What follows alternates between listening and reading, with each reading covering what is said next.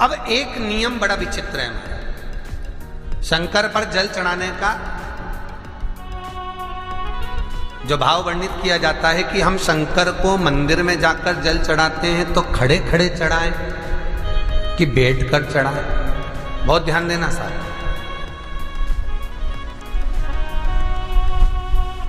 शंकर में मंदिर में जाकर हम भगवान शंकर को जल चढ़ाएं तो खड़े होकर चढ़ाएं कि बैठकर चढ़ाएं। अब दो तरह का शिवलिंग है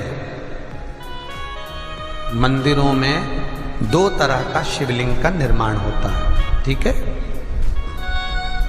एक विष्णु शिवलिंग, एक शक्ति पार्वती शिवलिंग। बहुत ध्यान से सुनना। दो तरह का शिवलिंग मंदिरों में होता है, दो तरह का शिवलिंग मंदिरों में होता है, समझ लेना बहुत अच्छी तरह से। एक शिवलिंग वो होता है जो जमीन पर डायरेक्ट जलाधारी रहती है, शिवलिंग रहता है, ऐसी जलाधारी पूरी की पूरी, और शिवलिंग जमीन पर रखा रहता है, भूमि पर रखा रहता है, डायरेक्ट जमीन पर। आप जल ले जाकर चढ़ाए, निकल गया रास्ते से।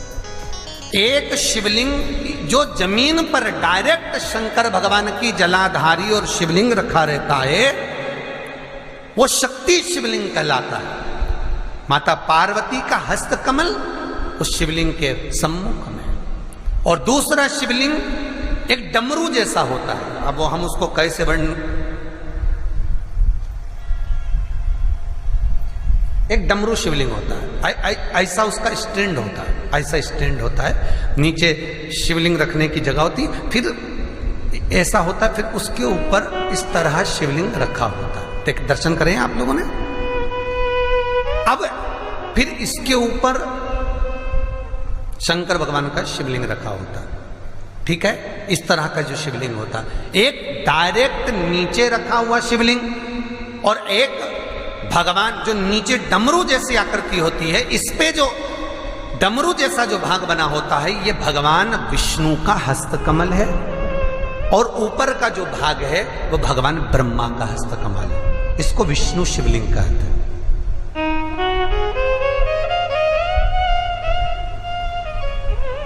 इसको हरीश्वर महादेव भी कहा जाता है। कौन सा महादेव कहते हैं? हरि सर्वेश्वर महादेव। हरीश्वर महादेव भी कहते हैं, हरि सर्वेश्वर भी कहते हैं।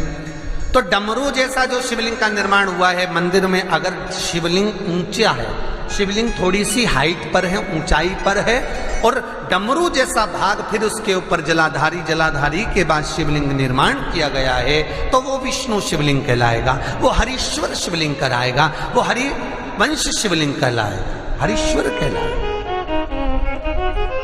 और जो डायरेक्ट सीधे जो रखा हुआ है, 12 ज्योतिर्लिंग के अगर आप दर्शन करेंगे तो कहीं पर भी आपको विष्णु शिवलिंग नहीं मिलेगा, केवल एक नागेश्वर को छोड़कर। कहां पर छोड़कर? जम के बोलिए। केवल एक नागेश्वर। नागेश्वर को छोड़कर बाकी के जितने 12 ज्योतिर्लिंग में शिवलिंग के दर्शन करोगे, सब शक्ति शिवलिंग मिलेंगे, सब जमीन पर। आप जितने भी देखेंगे, काशी का देखेंगे, महाकालेश्वर देखेंगे, तो डायरेक्ट जमीन पर जलाधारी बनी है महाकाल बाबा की, डायरेक्ट जमीन पर बनी है, कोई ऊंचाई नहीं है, डायरेक्ट जमीन पर फिर शिवलिंग है।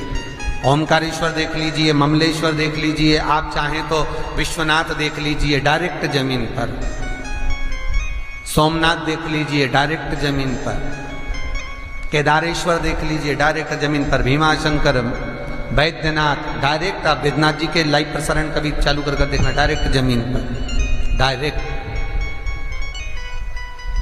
तो जितने भी शिवलिंग हैं सारे के सारे शक्ति शिवलिंग हैं। जो डमरू के भाग पर रखा हुआ है वो हरीश्वर शिवलिंग, विष्णु के हस्तकमल पर जो रखा है, तो शास्त्र कहता है आप शक्ति शिवलिंग का जब जब अभिषेक करें, बहुत ध्यान रखना अपनी जिंदगी में इस प्रसंग को, जो शक्ति शिवलिंग हो उस पर जब भी जल चढ़ाना तो बैठकर चढ़ाना, बैठकर चढ़ाना। शक्ति शक्ति शिवलिंग पर जब भी जल चढ़े, भले शिवलिंग कितना भी ऊंचा हो, कितना भी ऊंचा हो, तो संगी से चढ़ा दो, पर जल बैठ कर चढ़ाइए। भले शिवलिंग ऊपर है, पूरा तरह से हाथ नहीं पहुंचा, जैसे सोमनाथ जी में अब शिवलिंग कितना बड़ा है, महाकालेश्वर का शिवलिंग कितना बड़ा है, तो उसको तो बैठकर स्नान नहीं करा सकते। भले शिवलिंग कितना भी ऊंचा हो, पर अगर भूमि टच है, शिवलिंग अगर भूमि टच है, शक्ति शिवलिंग है, तो भले आधा शिवलिंग नहाए, आधे पर पानी जाए, पर बैठकर ही स्नान कराया जाता है।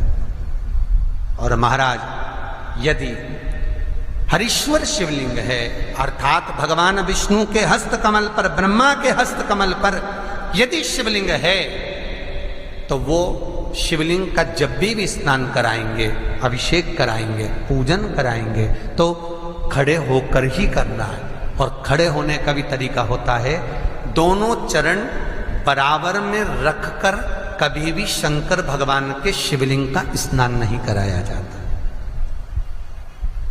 महाराज दोनों चरण बराबर रखकर, अगर हरीश्वर शिवलिंग है, किसी मंदिर में शंकर को जल चढ़ाने के लिए आप गए हो और शंकर को जल चढ़ा रहे हो, तो हरीश्वर अगर शिवलिंग है तो दोनों पांव बराबर रखकर नहीं, एक सीधा चरण थोड़ा सा आगे रखिए और उल्टा चरण थोड़ा सा पीछे रखकर भगवान शंकर का जलाभिषेक करने पर लक्ष्मी जैसे अपने चरण रहते हैं, भगवान शंकर उसी तरह से लक्ष्मी को दौड़ाते हुए अपने घर में प्रवेश कराते हैं। महाराज लक्ष्मी भागती